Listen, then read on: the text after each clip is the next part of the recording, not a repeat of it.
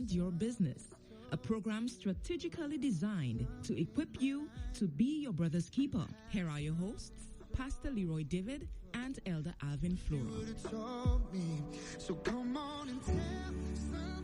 Greetings to all our listeners and viewers, and certainly I want to welcome everyone to another episode of the wonderful program Mind Your Business.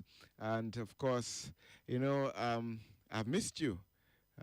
Last week we were not on, we had a little rebroadcast, but we are here this time around, and we're starting the month of June, and it's going to be an exceptional month.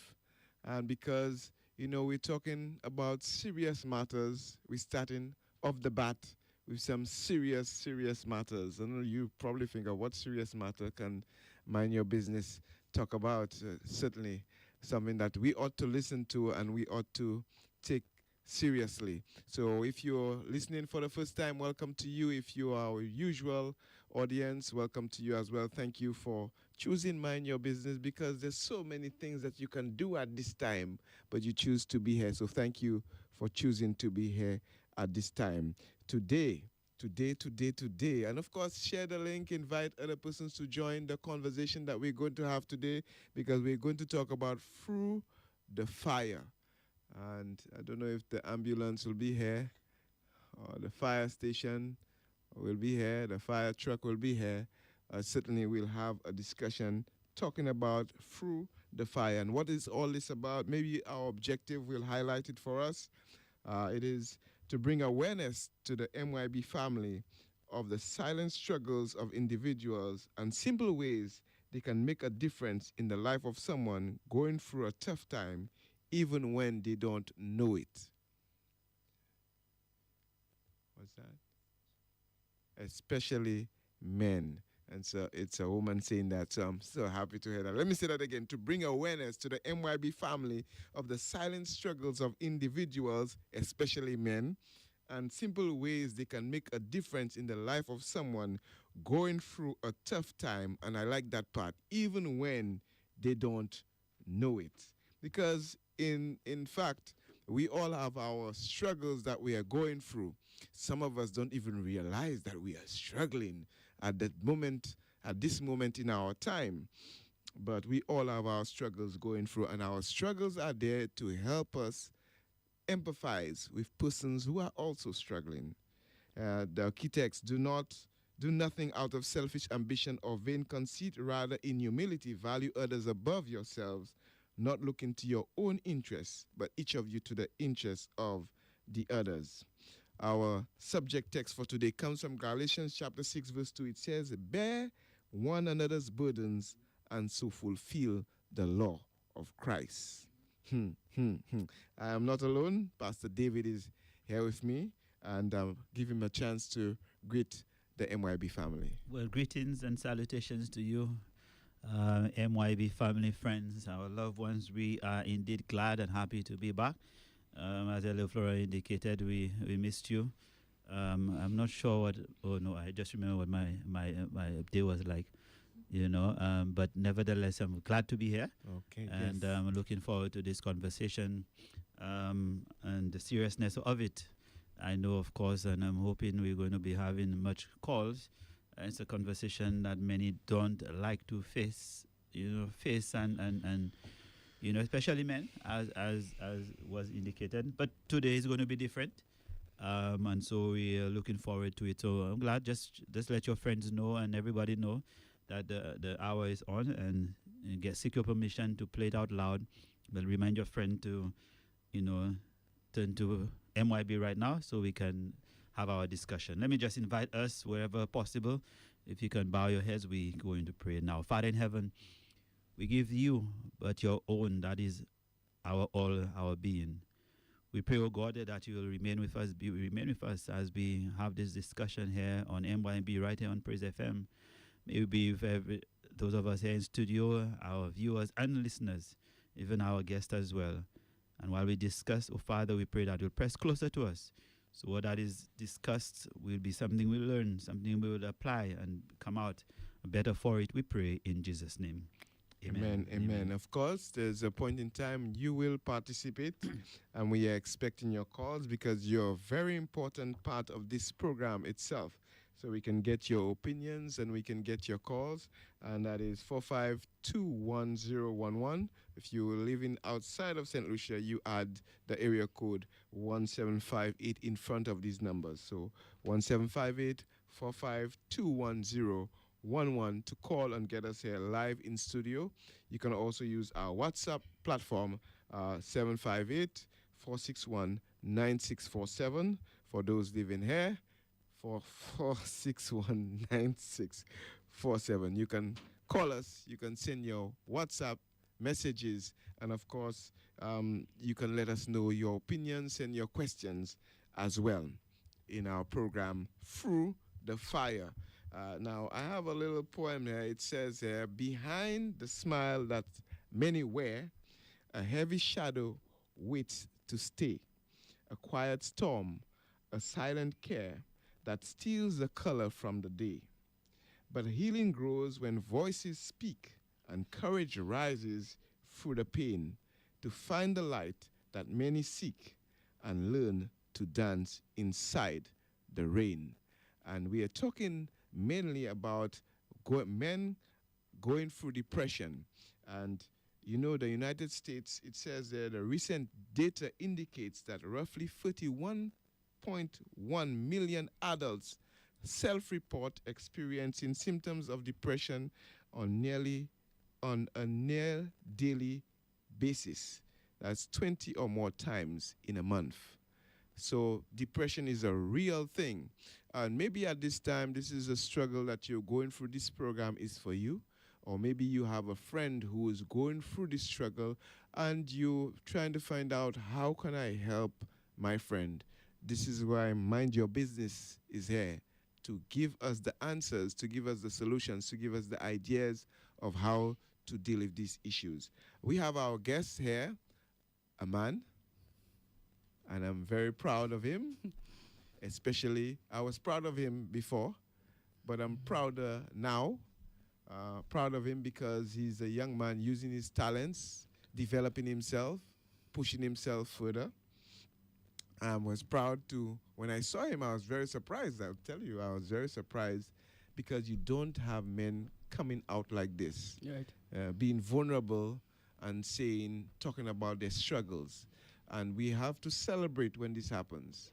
Yes, we have to celebrate because this is what we want from our men. We want our men to express their emotions in the right forum, in the right way. And when one does it, it gives you this courage to say, yes, we can do this, men, and it encourages others. And he is Quinn Sergis. He's a journalist by profession, an active church member who loves God and is passionate about youth development. He is the host and creator of the Game Changers Hub, a youth-focused professional development production business with its flagship show being the Game Changers Hub podcast. So we're very happy to have you here, Mr. Quinn. Thank you for having me. This is not my first time on MYB. I've been here 2 times before, actually. So it's my 3rd time here. The topic given is very different than the last time, but this is the 3rd time I've been here. I don't know if you guys have had somebody come here 3 times, but I know for sure I have. Well, usually Pastor David gives them a prize when they come 3 or more times. So see him after the program. Okay. Thank you for letting me know. Thank you for letting me know. Thank you for letting me know. I got you before you got me. Yes, that he's been here before. What was the topic again? So I came here for social media. Social media. It was social media part 1, and apparently the listeners liked it so much that you brought me back for part 2. Yes. Long overdue then. Long overdue. Hey, maybe. Who knows? Yes, but we're very happy that you accepted the challenge to not only share your experience or your story with your brethren at Castries SDA Church, but you were able to come on this stage where St. Lucia on a whole, and of course those who are listening abroad as well. But just before we get into our questioning and our interview segment, we just have this clip to play so we know what led us to here today. happened after he died in battle, where David took care of his son Mephibosheth, who the Bible highlights as a cripple. Here's a key point. True friendship can be transgenerational. I have been a blessing to me. Their friends have helped me. You did it too soon. This story begins when I started university. During this period, I suffered with depression, I think was triggered by social anxiety. This led to my life going haywire, including decreases in grades, something that I was not used to, which only made my depression worse. To give a long story short, it got really bad to the point where I actually didn't want to live anymore. In fact, I thought that this world would be better off without me. To be honest, church, the only reason I didn't commit suicide was because I was not brave enough. Yes, so this was, how did I take this? When I heard it, I said, wow, this young man is really brave. Right. All right, so I needed to see, we needed to, I had to. we needed to bring this here because we want to unpack it and see what we can learn from it and how we can get more of our men who are suffering the same way, and our women too who are suffering, or maybe our young people who are suffering the same way to come out with And this. to be bold about being And to vulnerable. be bold about being vulnerable. Yes. I'm almost tempted to ask a question, but we will do that as the program progresses. What question was that? The question is very simple. Thou shalt not yield to temptation. Are we ready? And can we handle it when people become vulnerable, especially Very this good kind of question. conversation? Well, you're starting out too heavy. Yeah, That's why I did we'll say get it. there. We'll get there. I Okay, guess so- we'll get there. So what did you know? When did you notice that you were? Because you came here, you came with an admission. Mhm. When did you realize that you were in this place? Very interesting question. The answer to that is when I was out of the depression. That's when I knew I was depressed. Wow. That's very interesting because sometimes when you hold or you're carrying something, you don't know the weight of it until you put it down. So it's only when the depression was over I realized, wow, that was actually something serious. So I didn't know at the time. I just knew I felt really bad. I knew that there were factors that were contributing to me feeling bad, but I did not know that it was a depression until I realized a bit after. You just review your life and how far you come, and you realize, wait, but yeah, that period was really dark, and yeah, it was a tough period. So you can be going through depression and not know that Absolutely. it is depression. Absolutely. Yeah, I think I've heard. I need to explore it further by listening to more podcasts and going through more information. But I've heard that the importance of naming what you're going through. Right. So you may not understand what you're going through or be able to go past it unless you name it. So you need a diagnosis for what you're going through. Then you can go beyond that. Right? So, and that's perhaps why it's good to have friends to tell you, Yeah, for I sure. noticed something different about you. This is not the person I know. Something strange is happening with you there. Yeah, so you need that. That's interesting, really Very interesting. Yeah. So what triggered this as you review it? But Yes. just before you go there, because he's indicating that he would not, he didn't know until Right. he was After the over it. fact. Right. So you know what I'm realizing, and I mean the question will come, but in what you said, you just were not brave, and that's why you didn't commit suicide. But here's the thing: but what if he was brave and he committed suicide? Then you'd have him passing away, dying, Yeah. without not even him knowing and Right. others around him knowing. Right. That's, So that would have left a lot of questions. Questions, yeah. For Nobody would have others, yes, understood and what's what really was going on. happening. Yeah. Yeah. Yeah. So for me, I'm wondering, were your symptoms visible to your friends? When you were going through your symptoms, did you know something is wrong? I just don't know what is wrong. So in hindsight, I had a conversation with them after I did this. So they didn't know that I was going to do this. I told nobody except my mother. I told my mother that while I was preparing to do it. That's the first time she actually heard the story. Oh, wow. I hadn't told my parents, and we'll get to that a little bit later. But I hadn't told anybody. But I did tell my mother, and in conversations with my friends, and then also in conversations with my parents, they realized, wait, yes, we did realize X, Y, Z was going on, but we didn't know how bad it was. We didn't know what was causing it, and you don't even know what to ask at that time. So I wasn't sharing, and they didn't know what to ask. So it was a tough situation all around. Yeah. So they didn't know how to help me because I quite frankly didn't tell them or didn't tell anybody anything. And you didn't know what you were going through in the first place. Specifically, no. Yeah. All you know, you felt like you were useless to the world. Yeah, for sure. I questioned whether there was any point to me living. If anybody would miss me if I was to go away, anyway. Whether it be actively, which is, through committing suicide, or to pass away by some accident or so. And yeah, that's how I felt. Yeah. Imagine he's feeling that, you're feeling this, and you have such a great group of friends. Right. And you're still wondering if you will be missed. Right. When the answer is obviously yes. Well, I did not recognize the friend group or their role in my life quite yet. I should say that. Some of them, we were getting close at the time, but we were not as close. And again, we will get into the specifics of that a little bit later. Yeah. Wow. Yes.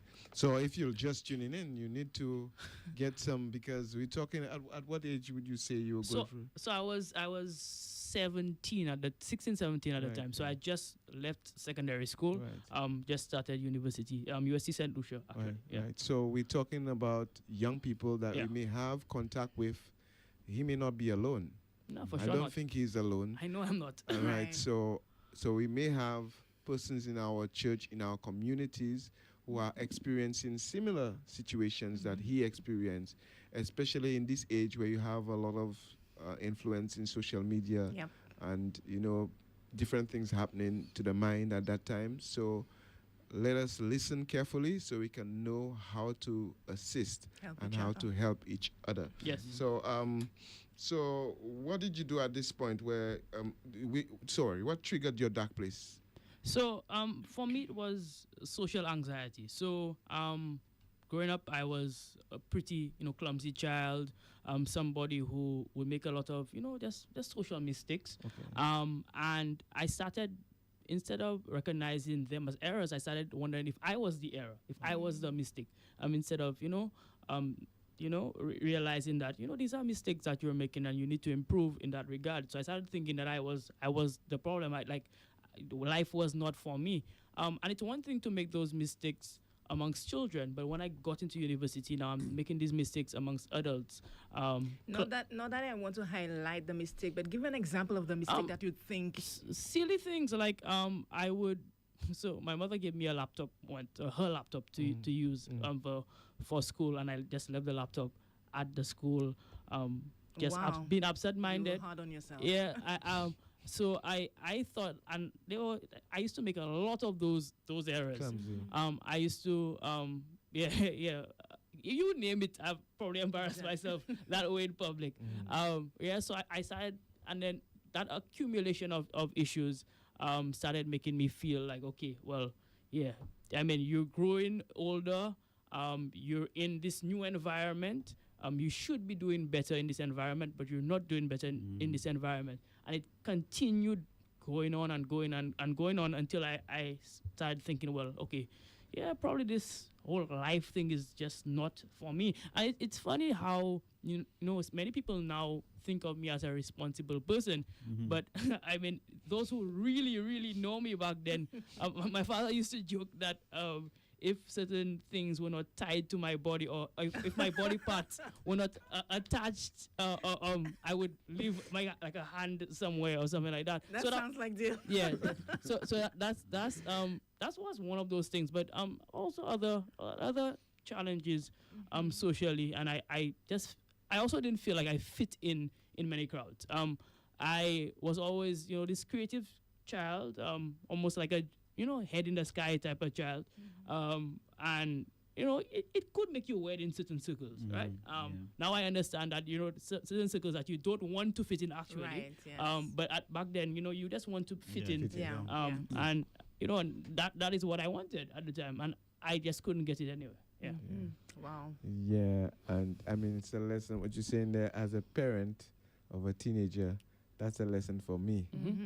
In that, when the children make these mistakes, you try to wonder what is more value to you. Right. Is it the laptop, the shoe, the lunch bag, or is it the emotional? Let me see, damage that you may be causing based on your reaction to the Scolding. shoe, the lunch bag, the scolding that you may be giving the child for that laptop that may be outdated in a year, right? Or that lunch bag that will change next year. But the feelings and emotions will stay with that child for a long period of time. So that is very instrumental for me even at this time. So what did you do at this point? You're in a dark place, you just continue to spiral over? Yes. I just continued to spiral, to be honest. I continued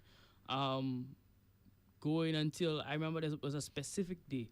It had just been bad, accumulation of bad things. I can tell you specifically where I was and what the setting was like. So it was nighttime. I just finished a class by the Gaberwood Mall, that bus stop there. And the first thought in my mind, and it's crazy that I'm saying this now, but the first thought in my mind is, bro, just walking to the middle of the road. Wow. Just walk into the middle of the road. It'll be quick. And maybe they will find you like that, and it'll just be an accident. And I remember trying to physically walk, and I couldn't do it. And then my next thought, and it's crazy, that I actually prayed that God would let something bad happen to me. So an accident happened to me. So I started saying, okay, well, God, let a vehicle go out of, just start spiraling and hit me or something. And it was always, it's crazy that I wanted something like drastic to happen. Not like, pass away in your sleep. Something drastic to happen. So I now understand that I did not love myself. I did not love me. I didn't love anything about me at the time. So I actually wanted something to hurt me to the point where you wanted greater pain than the pain you were Exactly. feeling. So yeah, that was where I was. Just continued spiraling until that time. Yeah. Remind me of Elijah. Yeah. Yes. That is actually a really, really good Bible story. It resonates with me a lot. Yeah. Questions came to mind. I mean, you're indicating those things happening to you, and as mistakes were happening. Were you in any point in time being bullied by friends or those around? Yeah, so that did happen early in secondary school. But yeah, I got over it to an extent pretty quickly. In fact, many of these individuals are good friends of mine right now. So it's not something like I held against them, but I guess the damage that it did do was still there. Right. And I had never dealt with it in the way I should have dealt with it. Like I said, I was this child, head in the sky. Maybe my life was fancier in my head than it actually was. In that way. So that's the type of child I was. So, and that makes you weird, right? That's just the reality. So I understand it. And I have more than forgiven them for that, but yeah, it might have had an impact on there. that. Now, you know what's ironical, and people may not know, but most of us know your parents. Right. And they're very caring and nurturing. So that was a conversation I did have with my parents afterwards.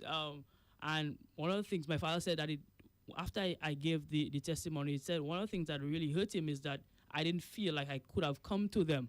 And for a father, he and my mother do that for other people, right? So my mother is a teacher, been teaching at the Academy for 40 plus years. And students, she's the teacher who everybody goes to. And then you have a son who's going through something and feels like they cannot come to them. And what I was explaining to them is that I didn't want to be an additional burden. I felt like I would have caused more issues, and I felt like they would have thought that they were the problem, right? That they were not doing enough, and that was never the issue. The issue Never. was with me, right? The issue was with how I was feeling and how I was coping with my social settings and not being ready for the adult world.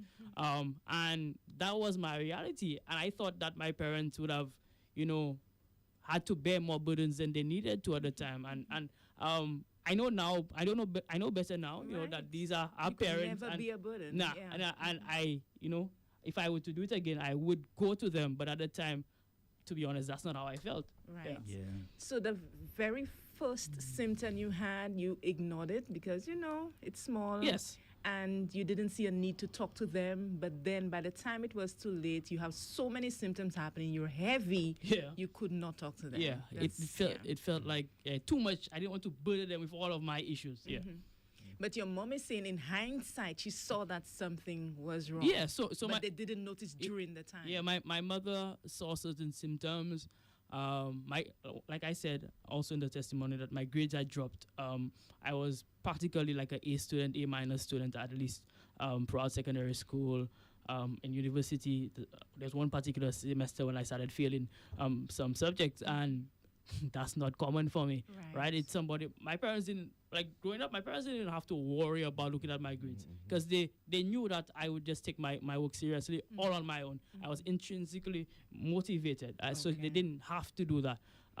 But yeah, during that period, everything decided to go haywire, Right. because I was dealing with a lot more than I could even put into words at the time. Yeah, so yeah, that was the reality. So they knew something. Well, my mother in particular figured out that something was wrong. She didn't know what it was. She did speak to me a little bit, in terms of improvement, but she didn't know what I was going through, and I didn't tell her either. So Right. Didn't you see that was a window to say, Of Mommy, course, this is what I'm... Of course, I saw the window, but I did not take it. Right. I did not Yeah. take it. Again, because of the reasons I said earlier on. It felt like I would have become a burden. Right. Yeah. Yeah, I remember some time ago, Brother Ken was here, Angels and Demons Part 2, and he spoke about the negative thoughts that the devil puts into your For sure. mind.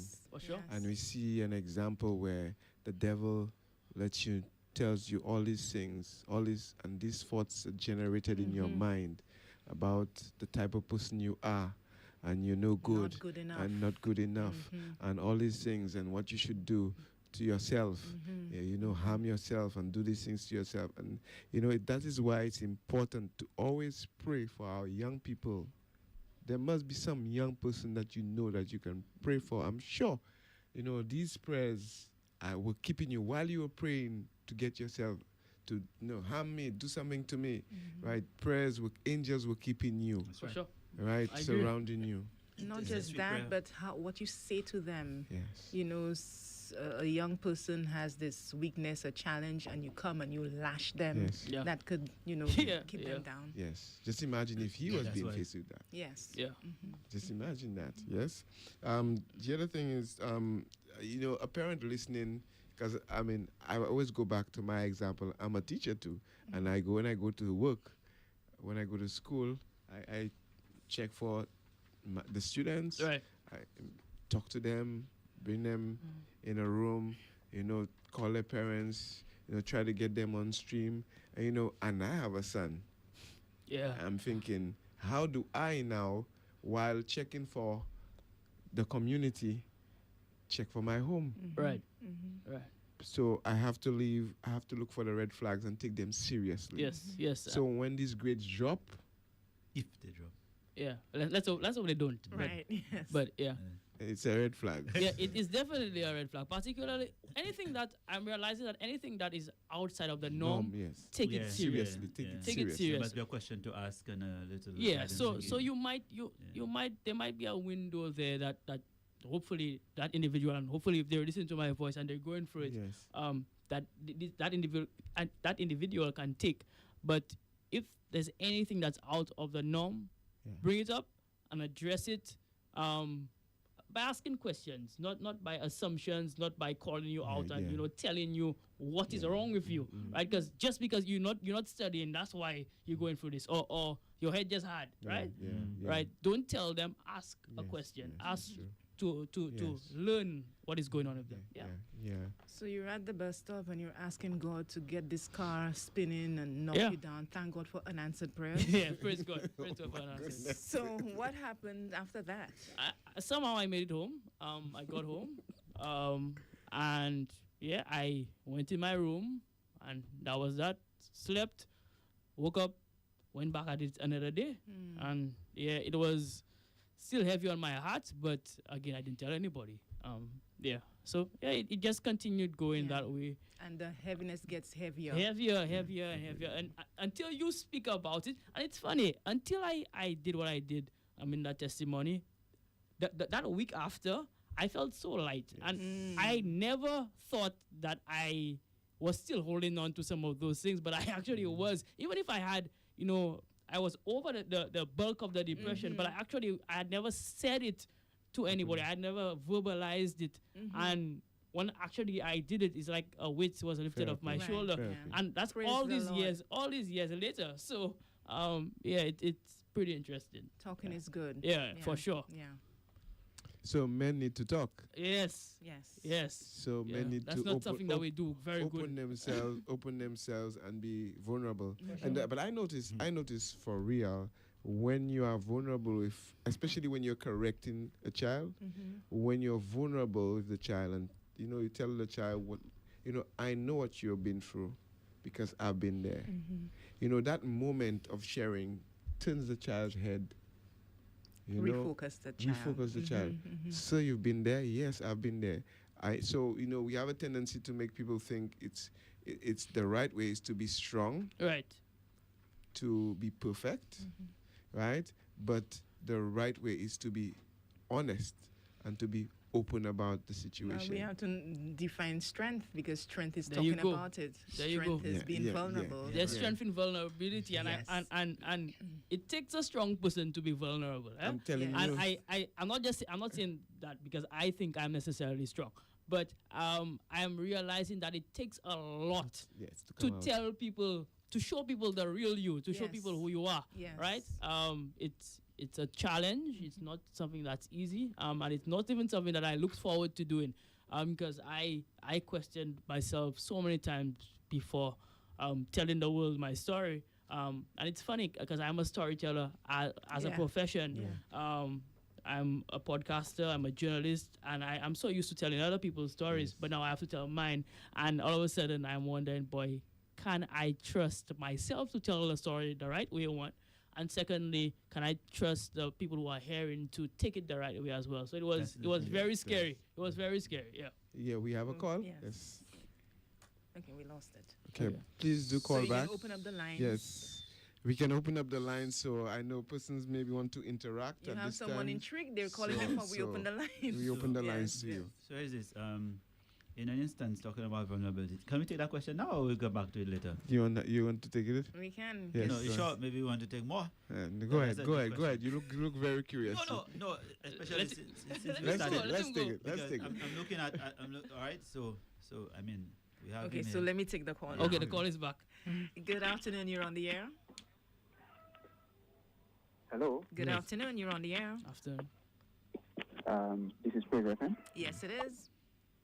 What the topic is all about, I just go to the radio and I hear that the conversation was going on. What's the topic? We were talking about depression and overcoming depression. Someone who experienced it is giving his testimony. Okay. So therefore, with that depression, it means that there are areas that you will adopt, like probably how you call that? A habit, huh? Well, what I recommend is that you listen a little more so you'll be able to contribute to the program. Okay, all right, Yes. cool. Alrighty. Yes. Very good. So if anyone else wants to call, you can go ahead and do that. All right. So you want to bring your question now? Yes, please. Go ahead. This could be what it- No. So I'm hearing it and I'm waiting for it. I'm thinking, what happens when you're going for a depression, right? but you're going for a depression, someone who's expected to be strong, Mm-hmm. someone who's expected to be strong for everybody, almost superhuman.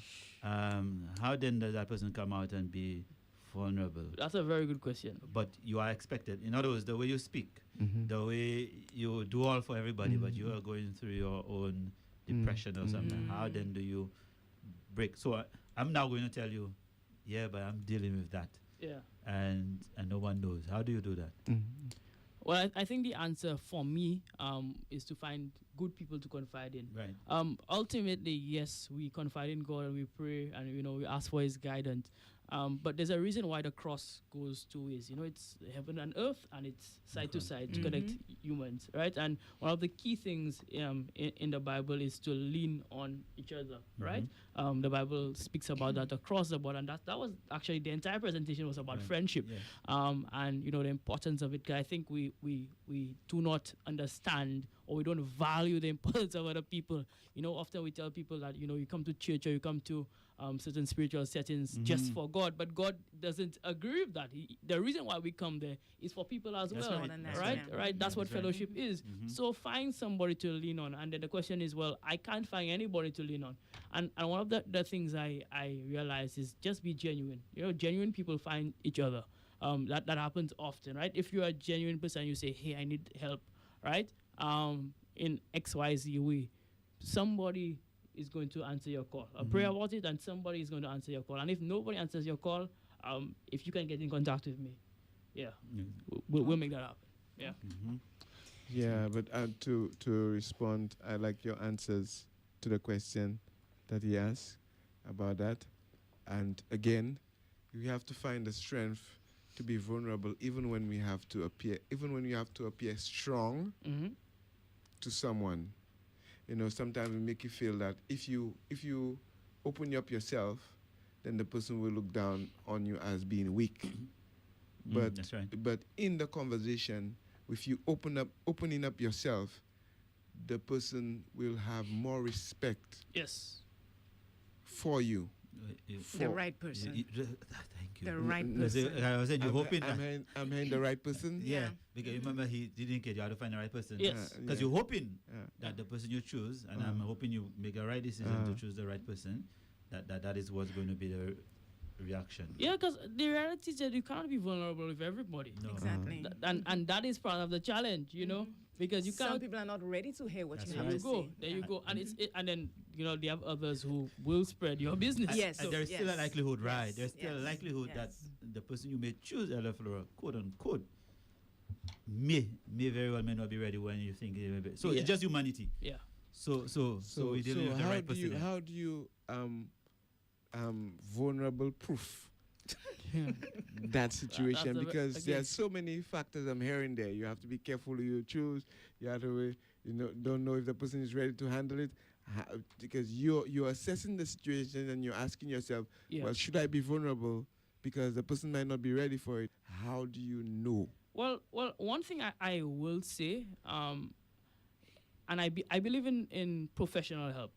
This counseling is there for a reason, right? So you go to counselors if you have a problem. If you're sick, you will go to a doctor, right? So if you're mentally sick, Yeah. you go to a counselor, Yeah. right? So these are professionals who are there. Now, in the absence of a counselor, people are trained in first aid, Yes. right? So you can have a first aider, your friend, Yes. Okay. a parent, All right, a yeah. pastor, Yeah. somebody who you believe you can confine in, but there is a reason why counselors exist. So Okay. go Okay. to a counselor if you need that help, that extended help. Okay, Yeah. that's vulnerable proof. Yes. Because the person is by law. By law. Yeah, if I tell Pastor David a few things about myself, Pastor David can break that ethic. He is bound by law Yes.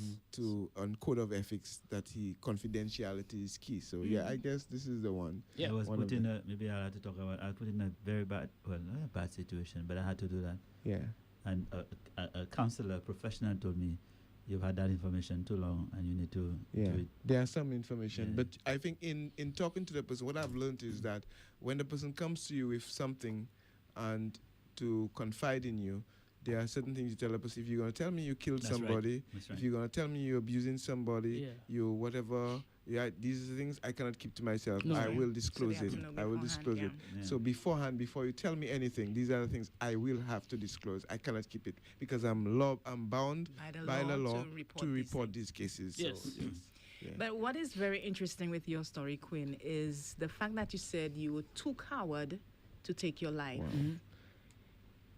Someone might be in that position right now. What advice you have for that person? Well, maybe the word was probably not Wrong. coward. Maybe that's how I felt at the time in reality. But so if somebody has come to that position, that means things are really bad with them. If you want to not exist anymore, then it must mean that you've really gone through it. And you have, first of all, you have to realize how bad it is. And it's hard for you to self-diagnose. That's the reality. But once you realize, hey, I'm starting to have this ideation, this type of thoughts, then you need to run to a doctor, and the doctor is a counselor or a professional. So literally run, call somebody. There are lines that you can get to. There's professional hotlines for suicide in St. Lucia, and just mental health in general. So if you feel that way, call somebody immediately. Yeah. Yeah. So it's not coward. I think because of your background, your undertone was still, I still respect life. I still respect God. So maybe. you just couldn't. Maybe Yes. because I understood the gravity of the situation, and I didn't want to do that because it would have been so final. So it was possibly, you're probably right. Yeah. But at the time, I just felt like you're just afraid. Not even that you can do well. So even the loudness of the voice telling you don't belong to society, there's no place for you, there was still that still small voice Amen. that was keeping you. Amen. Praise the Lord.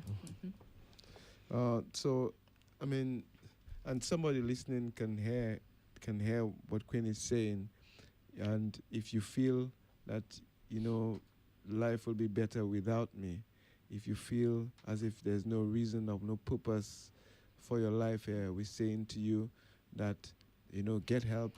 Call the suicide hotline. Call somebody that you can talk to. 203. And call somebody that you can talk to. Call a 202 pastor. is the crisis for women. Call a pastor.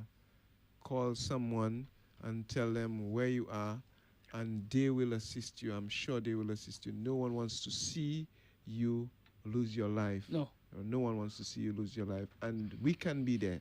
It can happen to any of us. Don't think that you're too big or too high in society or too low for it to happen to you. It's a reality, and we're saying to you the help is available for you. So if you're that person listening now, we are appealing to you to call these numbers, call a pastor, let them know how you feel at this time, and we will get the help for you indeed. Yeah. So, Quinn, how long were you in that darkness, and at what point did you get tired of being that way and started working towards healing? I honestly don't have a timeline. I cannot tell you how long, how many years, how long. But it's because of the friendship, the circle that I had around me, the people that I started getting close to. They helped in the healing process, and they were not trying to heal me in any ways because they didn't know what was going on with me. Yes. Right? They were just good people, good friends. People who accepted me for who I am, people who saw my flaws and didn't care about them as much, and decided, that that's my partner. I'll ride with him regardless, and help me along the way, help me improve as well. So they didn't just see me in my mistakes and just leave me there. They did hold me accountable in certain places, that's but a very important thing. yeah, they did hold me accountable, and it's also necessary because you want to improve. But they were there to help me when I made a mistakes, and they didn't condemn me because of my errors.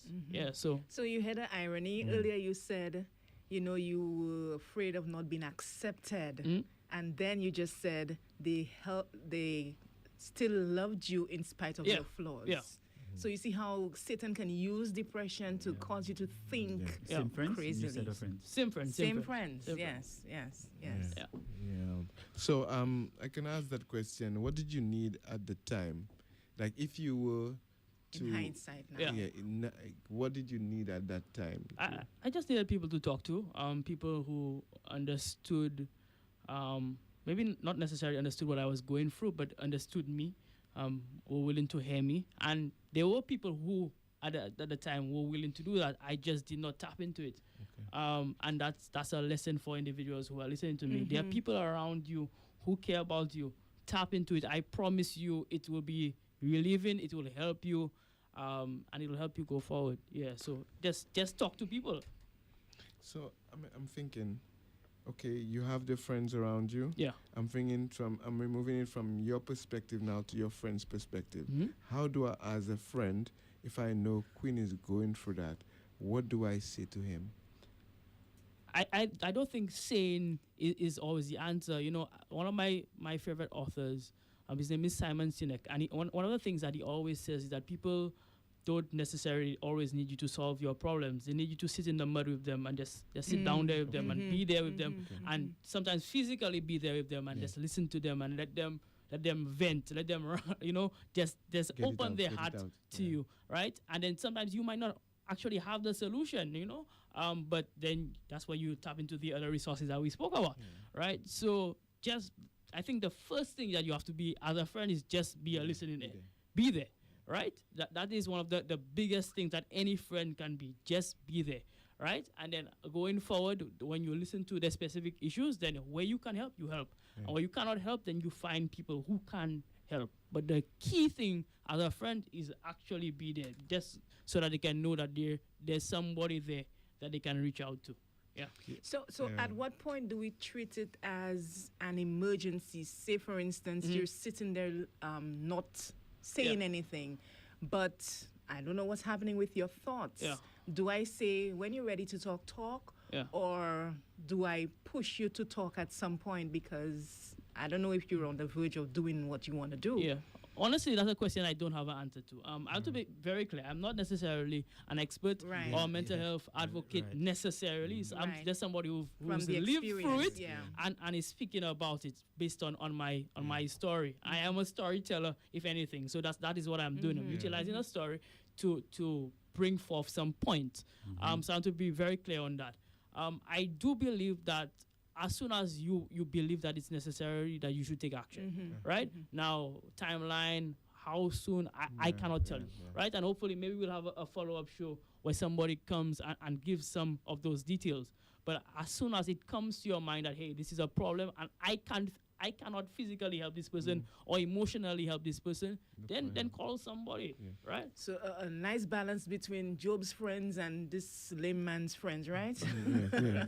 Yes. And I when Queen was talking about being there, it brought me back to Jesus in the Garden of Gethsemane. Yeah.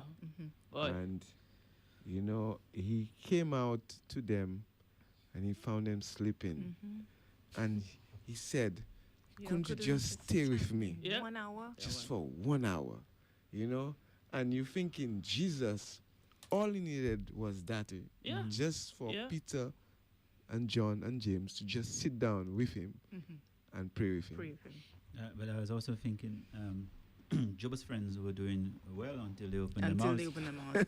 Because some people do not have the confidence in silence. Or the tact. Yes. Or the tact. Because, I mean, if you listen to what they said, what Job's friends said, they were trying to help you, though. They were trying to. It was not like they were trying to hurt him. They were trying to help him. But they didn't know how to help him, which is why professional help is necessary. Or they should shut up. Or that too, Yes. I don't know what to do or maybe they wanted immediate results because they seen the helping was not doing anything. Yeah, maybe. They were trying to help. So if we were to rewrite the story of Job in terms of the interaction with the three friends, they would just allow him to vent. Just let Job go. Allow him to listen to him. Listen to him. And then say, okay, Job, let's pray. Yeah. We understand how you feel. That, I was about to say, right. Yes. Let's pray. Professional help. We understand how you feel, right? We're coming back and sit down here with you tomorrow again. I can't answer that now. That has me baffled as well. Yes. Yeah, we'll pray. Let's pray. We'll pray. But I'm there with you. Right? Maybe you don't want to sit here tomorrow. We'll sit by the beach tomorrow. We'll go vigil tomorrow. We'll go vigil tomorrow. Right? And when you're ready to talk, we'll talk, We'll talk. Queen, what happened to your pastries? Because I mean, I didn't hear that in the bio. That was in the. Well, that's in the- it's still in the background, but it's in the background because I have so many things going on in my life. Mercy, eh? So they're not gone. They're not gone, Okay. right? But they're not as active as they once were. Yes. You're not the only one asking. Trust Right. me. You're not the only you're not the only one asking. That's a disservice. Okay. In terms of, so you see people asking you about your stuff and Yeah. what you're doing, Yes. right? And thinking about just removing that from the lives of individuals, that you had made a different choice. You But know, yeah, and it's crazy. I mean, this is long before these pastries, long before Game Changers, Yes. long before I was not a journalist, long before I didn't even know I was going to become a journalist. It was never in my mind. Long before a lot of things that happened. Yeah. You were writing your story before you started writing Yeah, your story. yeah. A lot of people, and I didn't know what was happening, but yeah. So maybe I'll share it because sometimes I think so I have recently I do deal with an individual who are seriously dealing with suicide, Yes. and I tell them the judgment thought is a selfish thought. Mm. And well, I don't want to go on being greedy, but just the mere fact that you want to take yourself out. Well, it's not similar to yours, but you want to take yourself out because you think no one is gonna, want to be out. It's really selfish because you're gonna cheat somebody. Yes. With you don't care how they feel because Yes. you. Nah, I said nah. It's true. You have to think about it, and so on and so forth. But some people, they reason it from a selfless point of view. No, well, yeah, it depends on who you're talking to Yes. and how Again, it is. So you some- don't say that. Yeah, Some people. it depends on who and what is being Yeah, said. some So then people- you want to help them. Some people But tell you. everybody can Some handle. people tell you that they want to do it because they do not want to be a burden. That's right. Mm-hmm. That's right. So for them, it's not like who will miss me, no one will miss me.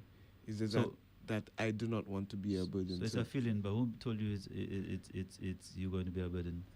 But either way, I don't think it's supposed to be pronounced that this is selfish of you. Yeah. Right. No, Because this is a mental thought, illness. Yeah, it Yeah. should not be mentioned. Because these Yeah. thoughts are not.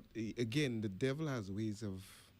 That's why when you pray, you have to pray against even negative thoughts, because these are instruments and tools of the devil. you know. Right. The devil uses these thoughts. We ought to speak life all Yes, the time. yeah. Yes. Yeah. He uses these thoughts against you Ought to put you in a place where your thoughts become your reality. Yeah.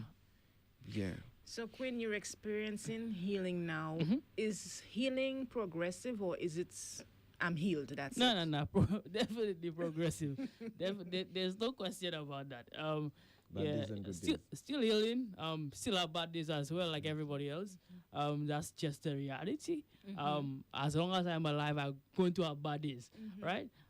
But yeah, I'm getting better, and I know where to turn now. Right. I think I am better equipped to handle the issues that I have. But yeah, I'm still healing. I'm not there yet. Trust Okay, me. so do you ever fear going back into that darkness? Nah, not as bad. I'm not worried about going that bad. Now life happened, Is you ready? but I think in a lot of ways, I've built up spiritual muscle, emotional muscle, and again, where I am weak, I have people who I can reach out to. Yeah. I would like you to mention your friends Sure. because Yeah, we will get into that. So Yeah. yes, you can go ahead. Sure. Yes. So I have a That group. circle. Tell us I have about a that circle. specific group of friends. Now I have many friends. Interestingly, I've always had many friends, but I've never felt like I have found my group, Niche. my niche, my squad. But I have found them now. First and foremost, whether he would admit it or not, his Makanogis is basically like the leader of our group. He's an individual who Makan is good at so many things. You put a football at his feet, he can, almost embarrass you on a field. He's that good at football. He's a talented singer, now a talented husband, God bless him. And what he's helped me with, I can speak about each of them from that perspective, what they've helped me with. Makan has helped me with social responsibility. He's very aware of our role in the society as a man. And Mukan and I have had, I said that to him on Sabbath. He's probably the person I've had the most arguments with out of everybody in the world. Like my parents, my brother, everybody Iron in the world. Iron. Yeah, but he always helps me in that regard. And I've always respected him. And it's never come to a point where we've had this heated discussion and we hate each other afterwards. We have this heated discussion, we shake hands, we go off in our corners. It's healthy we lick our wounds and we come back and we're good friends again. So he's helped me in that regard. I'll just go to his spouse right away. Renee Auguste now. Renee is one of the most organized individuals that I know in terms of putting things together, in terms of planning things. She's fantastic in that regard. I also often joke with her that she can get very annoying as to how organized she is. So if Renee is planning something with you, she'd message you 10 times and you cannot forget because that's just who she is. And she's helped me in that regard because I mean, I just spoke earlier on how disorganized I am. Right. You're somebody who helps me be organized. So I really appreciate that about her. She's somebody who I've seen God develop as well. So I'm very proud of her in that regard. We go to Colson. You can't have Merkin without Colson. These two are like a tag team. Colson used to be the hothead of our group, right? So he used to have a anger fuse, and he has no issues with me saying this on because he's said so in public. He's there in month end, so I'll ask him about that. Right. So and he's been here before, right? Yes. Right. So he used to be the hothead of the group, and now he's the group's counselor. Yeah. Oh, wow. I mean, That's God great. God works in mysterious ways. Yes. So he helps, I guess, everybody in the group regulate their emotions from time to time. Find what the issue is and actually speak to us in that regard. No charge. Not yet. When it becomes Dr. Fedrick, then we might get a charge. We might get a charge. Colson's wife, Linda Rose. I think she's one of the most likable people that I've ever met. I understood why Colson was attracted to her when I met her because she's just a very likable individual. Somebody who you can talk to, somebody who is, she's just nice. She's just a nice person. So that's Linda Rose. And then you have a move away from the married people. Trevon Pierre is one of my really, really good friends. One of the things that stands out with Trevon for me is that Trevon made the Bible real for me. Right. And the way Trevon made the Bible real for me is that everyday realities, he pointed out how it connects to the Bible, and he didn't just use my mistakes. He used his own mistakes to point out this is how the Bible aligns and the good things that we do as well, not just the problems. So Trevon, that's my guy.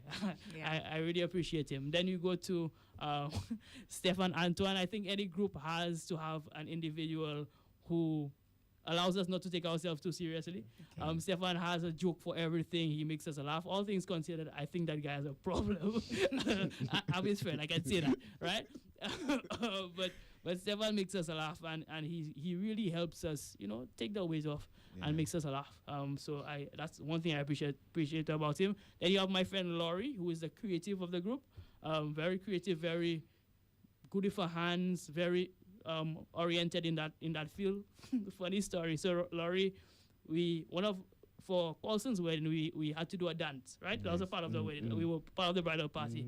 And we gave Laurie a lot of problems, not because Laurie is a bad teacher, but because Trevon and I have two left feet. So it was a terrible time for her.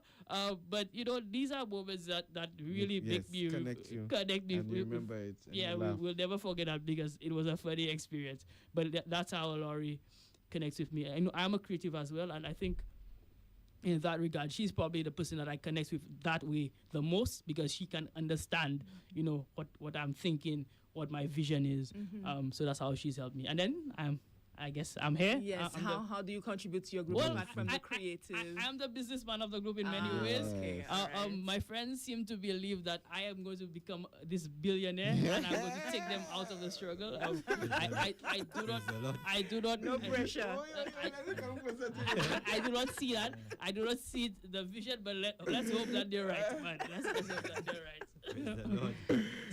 So you see, you're needed, right? Oh yeah, for You're sure, needed. for You're sure. needed. I know that now. For his Yeah. money? Well, No, he actually has a contribution that he's making Yes, to it, which you is know. different from what yeah. the others And offer. beyond your group, you contribute to society, Yeah. you So- contribute to homes Yes, and awareness institutions, and and yeah, yes, yeah, yes. yeah. Yes, you do. Yes. So let's take a quick break, Yes. and when we come back, we'll continue the discussion. Indeed. No problem. Cut them loose.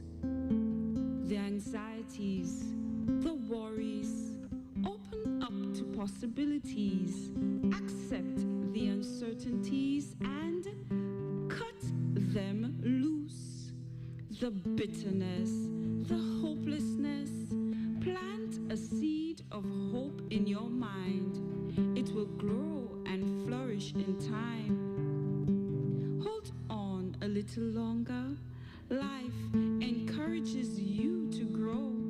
You have so much to offer. Look, tomorrow is waiting to say hello. Don't give up on yourself. Instead, reach out for help. Perhaps it's time to reach out to someone. Call the Health Helpline 203 toll free anytime to speak to a professional. A message from the Ministry of Health and Wellness.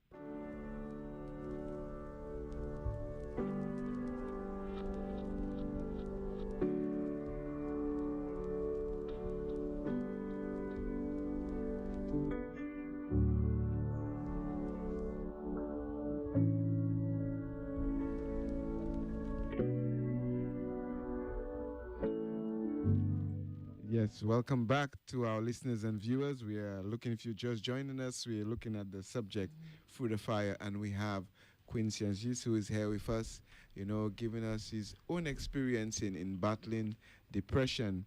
And so far, we've learned so much, and we've had such an engaging discussion. We're going to open the lines again so that you can call, you know, you can probably give words of encouragement, as well as ask your questions, make suggestions as well. Of course, we know that June is Male Mental Awareness Month. And of course, this is a good way to start.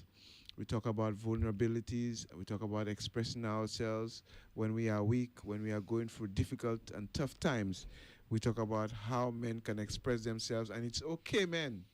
It's okay to say that I'm having a tough time. It's okay to say I'm not in the right place. It's okay, men, for you to do that. You don't look weaker by doing that. I've done it before several times in several forums with children, with my own children at home. So let's be open about what we go through, yes. Okay, so we have some contributions. First of all, Pastor Philip says, very informative discussion. Somebody asked Quinn, they wanted to know what your prayer life was like during that time. Very good question. And they want to say that they're happy that God has taken you out or to a better place. Yeah, so good question. The answer, simple answer, is that it was non-existent. I didn't have a prayer life, active prayer life at that time. It's interesting, and I now understand that that is a time where churches, not just Adventist churches, but organized religion loses young people the most. Right. It's between so the early teens to adolescents and young adults, right? Between that period, I didn't pick up any quarterly. I used to go to church because my parents were going to church. I didn't used to pray for myself necessarily. I just didn't have an active prayer life. And even if my parents would tell me to do that, I would do it because they told me to do it, not because I wanted to do it. It didn't exist at the time. But do you think someone who is active, have a prayer life and studying the Bible and serving, are immune to? No, Okay, absolutely. all right. Absolutely. I just wanted to highlight We that. brought up Elijah a while ago. Yes. Elijah wanted to die. Yes. Elijah Yes. asked, God to kill him, and it's funny what happened. God gave him somewhere to rest. He brought him food and he brought him water. Right? So don't make any life decisions before you slept, before you eat, before you rest. That's the key thing. Oh, check that, because your mental health suffers when Any little thing can just push it over. there you go. Yes, So yes. make sure that is good. And look how close Elijah was to God, and he suffered with it. There are several Bible characters who struggle with depression and sad times, bad times. David went through his struggles. All of those Bible characters went through his struggles. So it's a reality. There's nobody who's immune to this. Right. Nobody. It certainly helps to have that prayer For life, sure, but doesn't mean you're immune. Nah. I'm looking at how God responded to Elisha's Yeah. expression. Mm-hmm.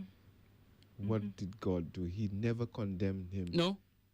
He never condemned him and said, "You are my prophet." And to tell me you thinking like that, a big spiritual You man just like you, experienced some just victory experienced then. some That's victory what you're there. saying? No, God Get out of my sight. God understands, and Mhm. as he said, it took him somewhere to refresh himself. God never lambasted him, No. and God showed him in power. His Tender power. compassion. Tender compassion. So Yeah. this is a mirror of what we're supposed to do when someone is going through some And difficult he was a time. man. Elijah was a man. Yeah. Big, yeah. Very important. Somebody's highlighting the merchandise you're wearing. Love to see it. Oh yes. You can get your own. It's available on our website www.gamechanger's758.com/shop. So it's available there, or it's available with me as well. We have many designs as Your well. pastry, make sure you get a shirt. Someone says sometimes parents put unspoken pressure on children. Our positions put pressure on our children, and the society is sometimes not nice to children of Wow. those in leadership. Ooh, that's This is that's a That's powerful heavy that's one. a one. whole Yes. That's a topic on powerful- its own. Yeah. Yes. And we think Pastor Leroy they David. don't have none yet. But we Yes. think of PKs, Yes, pastors, that's children. the first people that came to my mind. Yes. Colson, like I said earlier on, and it's his story to tell, so I won't go into it. But he's spoken to me about the pressures of being a pastor's child. I Yeah. felt those pressures because of how prominent my parents were, and it's not Yes. necessary that they actively put those pressures on me. But the reality is comes that with the people territory, yeah. expect Mhm. certain things Yeah. from That's me. their child out there. Exactly. You They- cannot make a there mistake you as go. their child. There you go. Yes, Right. yes. So that, and I had it on both sides. Some people only have it on their father's side. I have my mother who's a prominent teacher, my father who's a prominent teacher as well, as well as educator across the board. And yeah, it was tough. But again, and now you can understand why I didn't want to tell them necessarily, because it would make it seem as if they were part of the problem, Right. which it wasn't like the they're a case. failure or It wasn't the case. Yeah. Yeah. Yeah. I can imagine that. And when children go through something, and the pressure that their parents face too, as well. Yeah. Because as a community, if his child or his daughter is doing that, Right. then he's not doing something Right. that he should be doing at home. Mm-hmm. And Yeah. you find that pressure, community as Yeah. community, we have to avoid those speculations that is because he or she is not parenting right. Yeah. This is why the child is doing this. And we put more pressure That's right. on the family, right? Instead of giving compassion and praying with the family and trying to see how we can help. We have to think about these things that we do. I just want to also put on record that my parents did the best they could with the tools that they had. Yeah. My parents are fantastic parents. I need to say so. Amen. They did the best they could with the tools that they had. The reality is that the tools that they had just didn't necessarily work for the situation I was in at the time. But they did what they could. And they tried their best. So I must let the I'm listeners glad say you that. did that. Yeah. I'm glad you did that. But they also, what should I say? They didn't know. There's certain things you didn't tell them. Yeah. So so that too. Yeah. Yeah. So, is there any shame or guilt attached to what you have been through? Because these two elements are what keeps people Yeah. from talking. Yeah, for sure. Of course, there's shame and guilt attached to it. Why? There was shame and guilt. I think because society puts certain pressures on males in particular, and sometimes when we say that, some of the ladies don't take us on when we say that. They believe like we're the ones putting the pressures on ourselves. But just look at certain reactions. Just before we started, we looked at a particular incident in Yes. Guyana, Yes. right? And if you read some of the comments Yes. by some ladies Yes. and some males, you realize that It's certain infuriating. things people don't take seriously. Yeah. When men go through certain issues, that it's not taken seriously, and then when males lash out, then it becomes a problem. Right. Now, I am not condoning the lashing out at all. I still think that as males, we need to have this self-control and Regulate. have this emotional intelligence as well. But we have to deal with those issues, and in order to deal with those issues, we have to acknowledge that males go through those problems. Yes, So yes. yeah, I think there is a shame and a stigma attached to it, and that's the reality. Unfortunate, but that's the reality. There's a lot of wrong happening to men. Yes. Ella Flor will tell you that all the time. Mm-hmm. You know, I will always remember when he said, you know, going to the clinic one, getting your paternity leave, you know, all of that. And I remember seeing once, and you may have seen it. I remember once seeing some guy, he spoke about it. So there's, you know, people do pranks. An instance where you'll see women going to just sit on men, you know, and people just laugh it off. But one guy said that's not something to laugh at. Where if a man does that, it will seen as sexual Harassment, harassment and all those things. But it's certainly okay because a lady is doing it. Yeah. And so you have to be very careful with a lot of that. So men are put in terrible situations. Yeah, I and agree. everything. And if you react, you're either gay, you this, you that. Yeah, they call you names. Yeah. Now, there is a reality that we as men do it to each other as well. Right, yeah. It does happen, but the flip side is that, you know, ladies do it as well, you know, so there is a stigma that exists, and we need to tackle that stigma. Yeah. In terms of, you said how important friendship was to you. What advice do you have for the men listening out there about the importance of friendship? Well, I will say that it's important for males to have good male friends. It's very, very important to have fellas in your corner that you know you can talk to, fellas that won't clown you when you're going through a problem.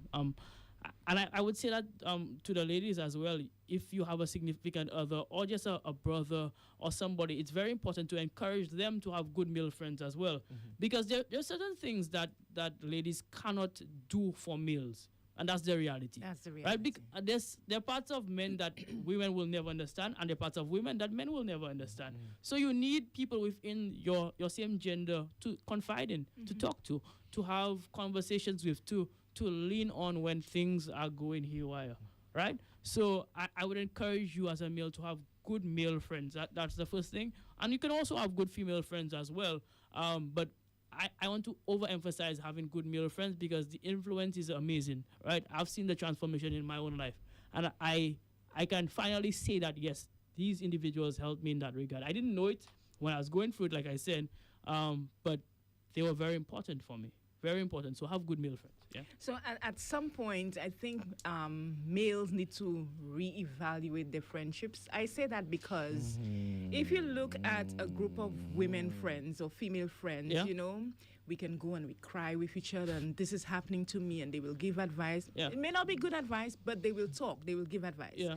With boyfriends, male friends, they will say, Gasa, you're a boy. You letting a woman do that to you. And there is no solid advice for the male. Well, I think men and women communicate differently. So, for example, one of the key ways that my friend group communicates often is we play video games together, and we're playing the game, and a topic just comes up mid-game, and we start discussing it while we're playing. Or after sweat, you guys could say, like, you went to play football or cricket or basketball or something, and after the sweat, you're winding down, you maybe freshening up, and that's when the conversation starts. So sometimes people feel like men, need to sit down on the couch and talk about their feelings, but that's not how men. That's not how men communicate. That's true, Richie.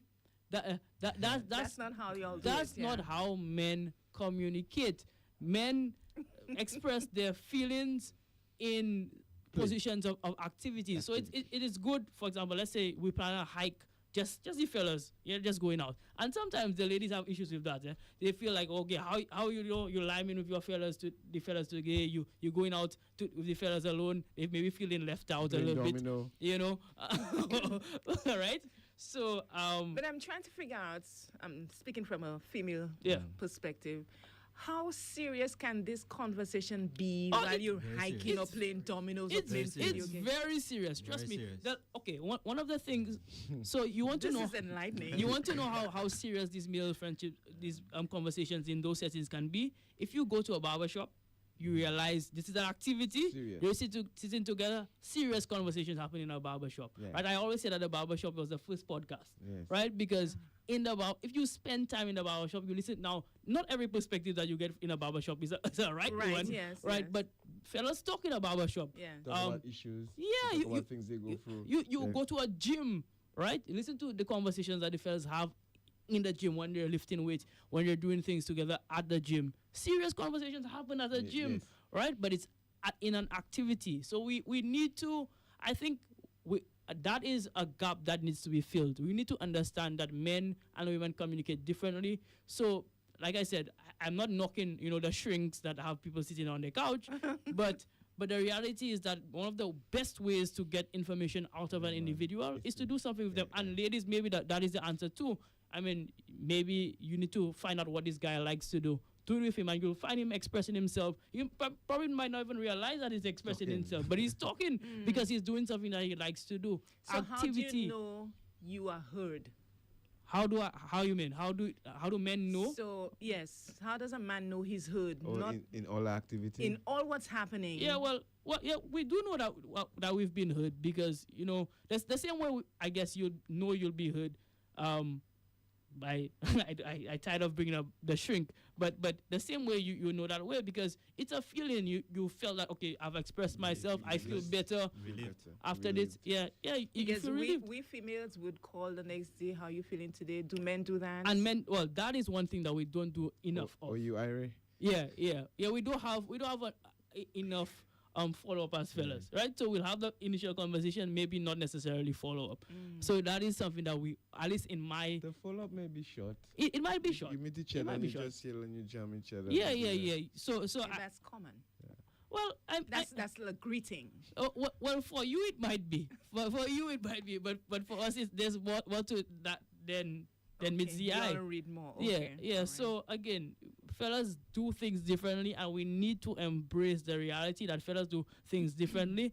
And we always say that men and women are different than each other, but we want them to heal the same way. We want them to talk to each other the same way. Women need to be women.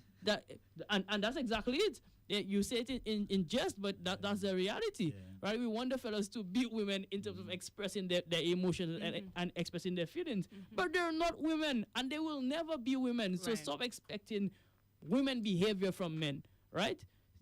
Give them the opportunity to express in the way that they can express or they want to express. Yeah. So how can we women help you men? Well, I think one of the ways, like I said, is Just now, all the men are laughing inside of here. Richie's mic is on. One of the ways is actually, like I said earlier on, finding out what this individual You need a safe likes, space.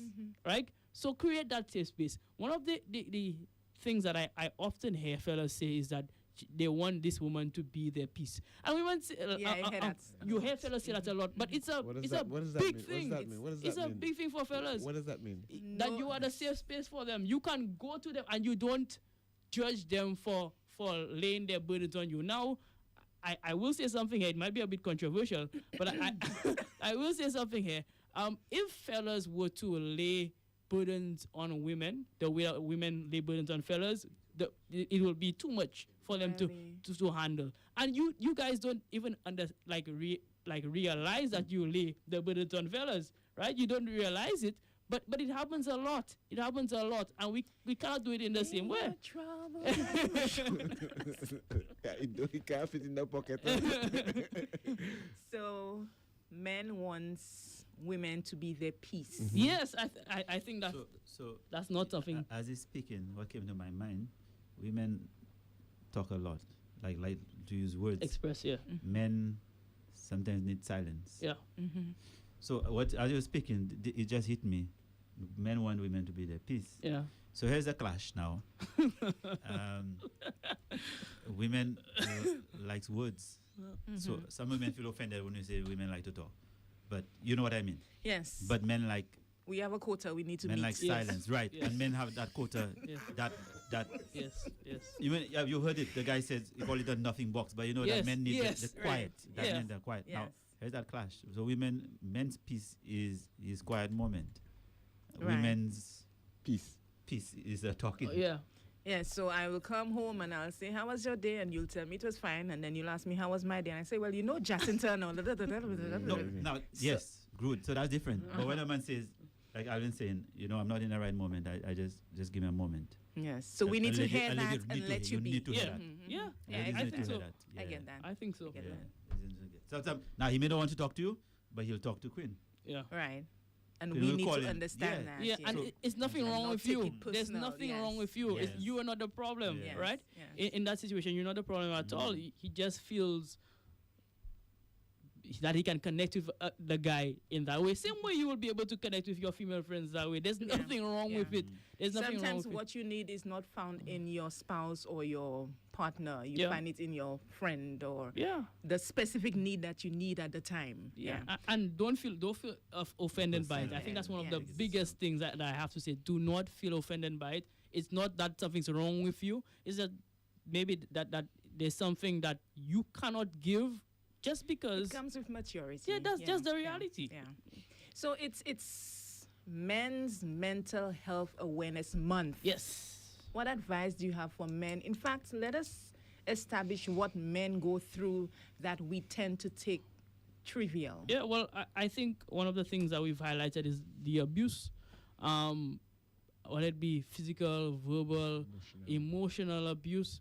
The reality is that men do get abused and they go through those things. And society does not take it as seriously as it should. Now, it's more serious than it used to be. I will say that. Yes. I will say that because people are highlighting it. We're actually talking about it.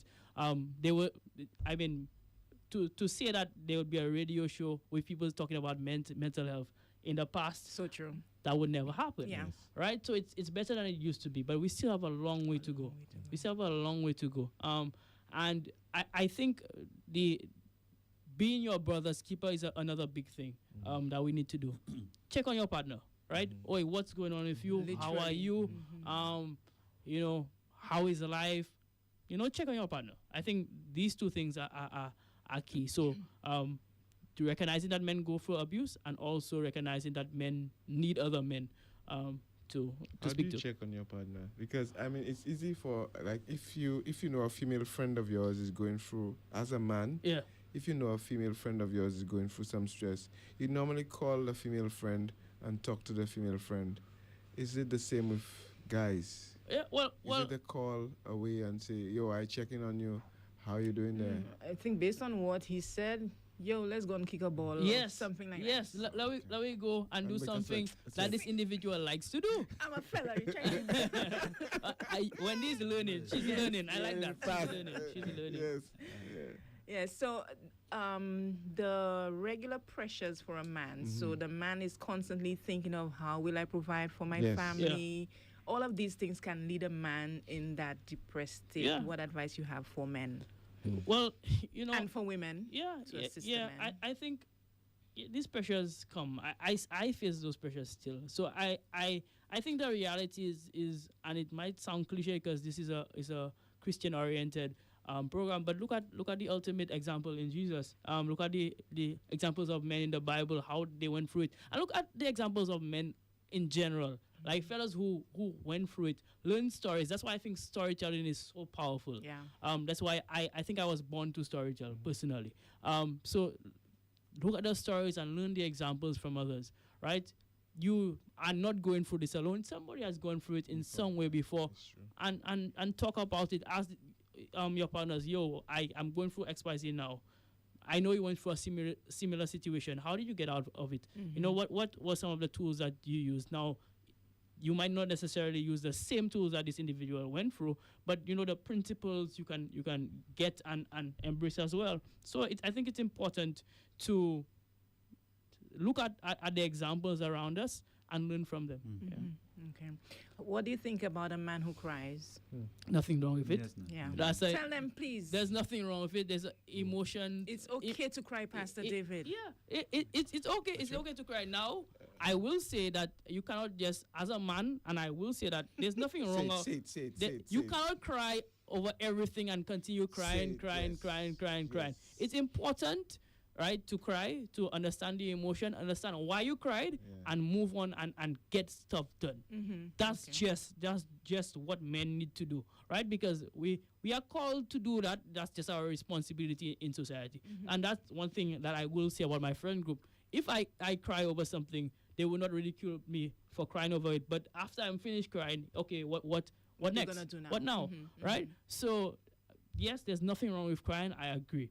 But there are steps that happen after the cry, right? You have to do stuff after the cry. You can't just wallow in your pity I don't after. Think, I don't think that women like men crying and crying and crying. No, they and don't. crying They don't. They don't. No. They don't. That can And be at the same worrying. time, we love a man who's not afraid to cry. Right, Exactly. yeah. The Yeah. So balance. notice how his friends hold him accountable. Yeah, I think that's like that. very Yeah. important. Yeah. Very, very Yeah, important. Yeah. Pick up yourself. Yeah. Any comments? No, not Questions? Any calls? No, not yet. They're probably listening. They're listening. The conversation is nice. Yeah, but we're out of time. No, we still have 2 minutes. Don't try and rob Queen Day. We still have 2 minutes. We still have 2 minutes. Oh, that's the time Leroy nobody throws a question. Yeah, so of course we haven't gone through your own experience. Is it that you on the lookout for young people like yourself? Yeah. So it's funny. After I shared it, and I'm probably gonna get more of that. People came up to me and said, "Hey, I went through something similar. I'm not ready to share my story of the world yet, but yeah, I went through something similar. I want to thank you for doing that." And honestly, I do not think, and Pastor David, forgive me in advance for this, but I do not think what I did was so deep. I just think that what happens on our pulpit sometimes is so shallow. So when you do something so real and honest, and it's a breath of fresh air for some individuals, because they're like, wow, finally somebody's talking about the reality that is going through, that people are going through. And I think that we need to do more of that. Just be real with people. But you know something I noticed, Quinn? I hope I'm not slighted for saying that, but this is my observation. Yeah. In giving your testimony, I'm looking at the people in the backdrop. Yeah. No emotion. So I'm wondering, do we have a problem? Oh, well, you might not have, they might have been holding it together. They might have been holding it together in the but we need backdrop. to be real. Yeah, but people can relate to but real. Yeah, well, people relate in different ways. Maybe in the moment they might hold the emotion together, and afterwards they might express it differently. But yeah, the reality is that, we cannot necessarily look at people's face and know exactly what they're going through. That's the reality of depression. And then in the moment, you cannot necessarily tell. Just know that, people express it differently in the moment. But if you do enough digging, you realize that, there's a lot more going on in the background. Yeah. So you may have been fearful in sharing your testimony. You finally got to the point that you shared it. How do you feel now? I feel relieved. In many ways, I didn't realize how relieved I would feel. Yeah. I was doing it for other people, but I ended up doing it for myself as well. So Power in the word. yeah, it's very relieving. I feel lighter. I can't even explain how I feel, but like I said, when you hold a burden for so long and you put it down, then you realize how heavy it was. So yeah, I feel relieved and thankful. For the people around me. We are thankful too, especially knowing who you are now in society, and somebody hearing this from you, it will empower them. It'll help somebody. Yes, It'll help somebody. It'll help No, somebody. we'll get to say, I know that billionaire Queen. We have the YouTube platform to prove it. Yes. Pastries. He's been there three times. 3 times, yes. 3 times. Yeah. Yes. I know you. Yeah, It was said here first. the first 2 episodes were not streamed, so you might have to play the audio. But no. Y'all had not started streaming yet when I came in. It was, yes. No. So Or maybe you were not around. No. So Yes, it's there. So I don't think so. So I was only able to, because I asked for it and I could only get audio the 2 times. So it was in the very early days of MYB. Yeah. We'll check for that. Yeah, dig so the We'll check archives. on I that. mean, but Otherwise, we'll have to do that again. I almost thought we were. We'll dig like, the archives. I must find it. Yeah, You know that. you'll find the audio, but I doubt you'll find any video. Yeah, because you would have remembered if. Yeah. And now we're out of time. Yeah. Can we ask the manager for some more time? She will be fine. Straight from vacation. Yes, I'm was certainly really delighted wonderful. for the conversation Sure. and the openness, for being here. Thank you. I really appreciate Yeah, your, no problem. Alvin, I almost didn't say yes. I know. I almost didn't say yes. I know.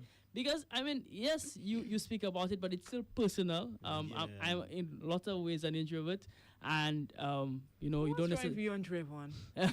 Yeah, well, that's my partner. I told you I'm my partner. Yes, So they connect. so yeah, I almost didn't do it, but then I said, bro, what are you holding it back for? Like, you've yes. already spoken about it, and people want more of it because they not because they want more of me necessarily. At least I don't think so. But I'm helping They want the somebody. help, I'm helping yes, somebody. exactly. And look at that, Look at that, Right? Just look at this, because people don't know what happens in the background for Mind Your Business. Yeah. Let me give you some insight. So the afternoon when you messaged me, Yeah. I had confirmed somebody for the food. Right. On my way home, Yeah. I met the person, we confirmed. Then the following day, then I told you it's okay. Yeah. We'll Yes. do it another day. Then the person messaged me the following day, tell me, they're short staff, so they can't make it on that day. Then I went back to you now. Yes. Because it was And said, Queenston, yes. not Because it was, cause God wanted somebody June to for hear month, this story yeah. to Yeah. begin the month. Yeah, and I didn't even remember that Yes. this was Neither did we. men's mental health, but Yes. so yes. yeah. God is on time. Yes. So if you have one last thing, if you want people to forget everything else, and you have one thing to say to them, especially men, what would you say? Get good friends. Get As simple good as that. friends. Is that easy?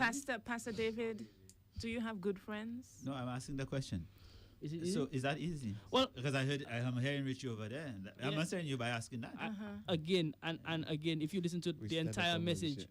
if you listen to the entire message that I have, first thing you have to be genuine. If you are genuine, right, you're a You genuine attract person. Genuine people find each other, Okay. right? I believe that. Okay, let me ask a question right here Oh, wow. to prove your point. Are you a good friend, Richie? Are you a good friend? Certainly. Are you a good friend? I think so. Are you a good friend? I hope so. Am I a good friend? Yes. So in this room already, we have 5 people Yes. who consider themselves to be good friends. Right. Mhm. So there you go. Yeah, you should find other Yes. people. But I was about to say there are people that won't consider me to be a good friend. Well, But I- that's where it will come in. And so on and Oh, so that's forth. another discussion. Yes. That's a whole new discussion. Part yes. 4? You will definitely No, need but to give him no, the but that prize. conversation is important. Yes, of course. Good friend. That conversation is important.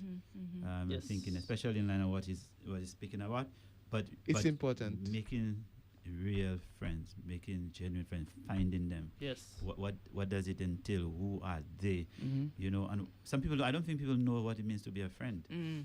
I personally, I don't think many people know what it means to be friends. Yeah, I found So- a definition again by Simon Sinek, and he says that a friend is somebody you are committed to growing with. Mhm.